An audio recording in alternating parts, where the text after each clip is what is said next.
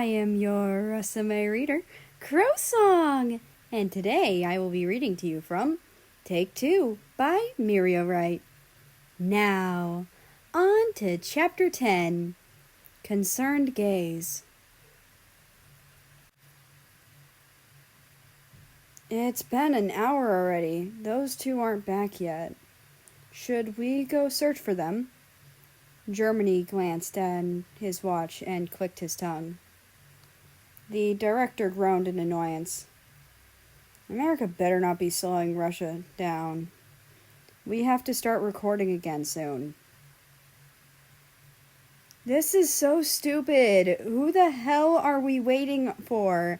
And can we just start already? It's not like they're important actors or anything. Another actor replied. Yeah, but Russia is an important actor. We have to wait for him. China noticed the two dark figures coming up the mountain path. I think they're here, he shouted towards Poland and Germany. The both of them snapped their necks to the dark figures. Eventually, the two of them reached their destination. China rushes up to them, a little alarmed. What happened to you? Why is America limping? Why do you guys look like you rolled in a muddy ditch? Russia glared at China. Move it. Talk later. Scarlet liquid slowly dripped little by little on the lush green grass. The light smell of iron drifted in the air. Holy shit, you're bleeding! China rushed back to find a first aid kit in the midst of searching. Poland had already handed him one. America plopped down on the grass, glad that he could take a break and sit down. His breathing was uneven. It sure did hurt. Russia kneeled on one leg and rolled up the American's pants. His expression was quite scary when he saw the blood and bruises on his leg. Yikes, that's a lot worse than I expected it to look, America said nonchalantly, as if shrugging it off. China handed the first aid kit to Russia, who immediately started treating the wounds with a concerned gaze. America couldn't help but wince in pain a few times. What happened? I tripped, it's no biggie. America chuckled a little, but abruptly stopped when his leg stung again. Someone tripped him, Russia said through gritted teeth. China and Germany kept their distance from Russia in case he'd explode. Poland gasped. Who would do something like that? America immediately scratched the nape of his neck.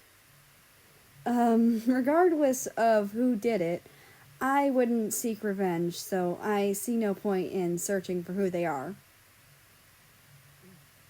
It was a staff member. We saw the uniform. Russia snapped. His tone clearly suggested that he was very angry, yet trying his best to suppress it. China clicked his tongue. This is bad. We're going to have team activities tomorrow. It's going to require physical work. Why would a staff do something like that? Poland asked, curiously worried. Germany massaged his temples. Well, if I'm not mistaken, I think they're taking advantage of America's bad reputation and popularity. Yesterday's episode got a lot of recognition because of one scene where America knocked his bowl over and didn't apologize. I presume the staff purposefully edited it like that to make America seem like a bad guy. Russia had just finished bandaging up his leg and got up.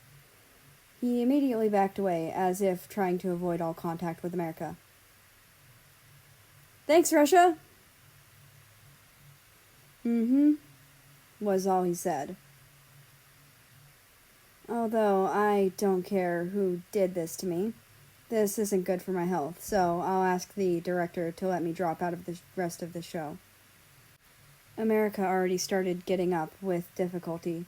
His brows knitted tightly, as if solving a hard question. Albeit limping, he could still decently walk for a short amount of time.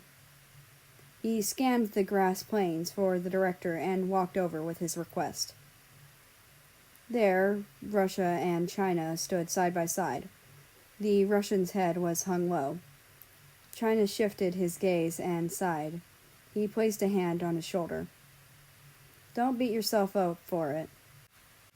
Russia lifted his head with a gaze as sharp as knives. He lifted an arm and slapped himself. Whoa, calm down, man. Are you okay? China restrained Russia's arm, afraid he'd do something. The Russian said nothing, but eventually relaxed his arm. How about we take a stroll? China suggested.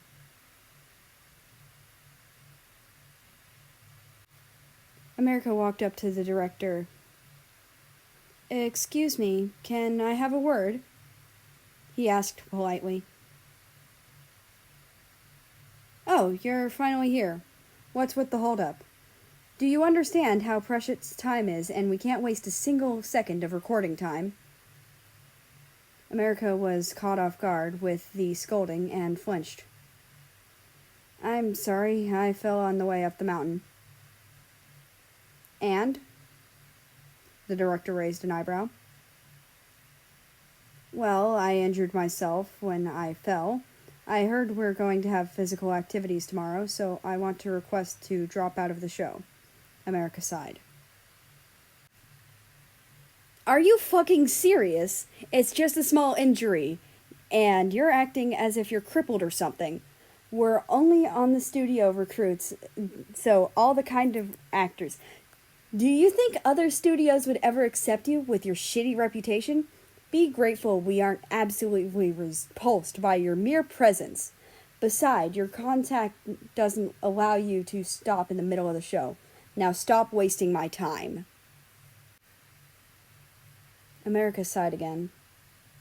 Sure, he said as he left. By now, whatever hateful things anyone had said about America, he was used to it. Even if it did hurt him, it's not like he could rant about it to anyone.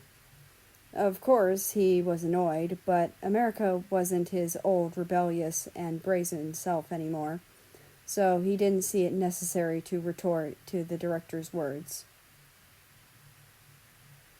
How did it go? Poland asked. America shook his head. Nah, I got a scolding instead. I guess I'll have to manage somehow. I swear to fucking God, aren't you gonna fight back or file a report? Poland huffed. And who would believe me? America chuckled. Poland was at a loss for words. He had to admit, no one would have believed America unless they saw the scene unfold themselves. Anyways, where's Russia? America's gaze darted around to search for the Russian. He went on a stroll with China after slapping himself for some reason. Poland pointed towards the path. Huh, that's odd. Why would he do that?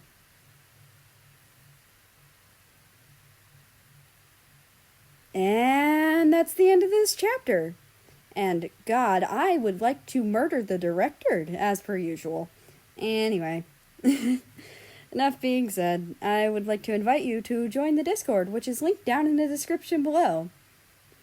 And I hope you have a nice rest of your day, night, or whatever it is for you. Just enjoy your time. And I will see you tomorrow.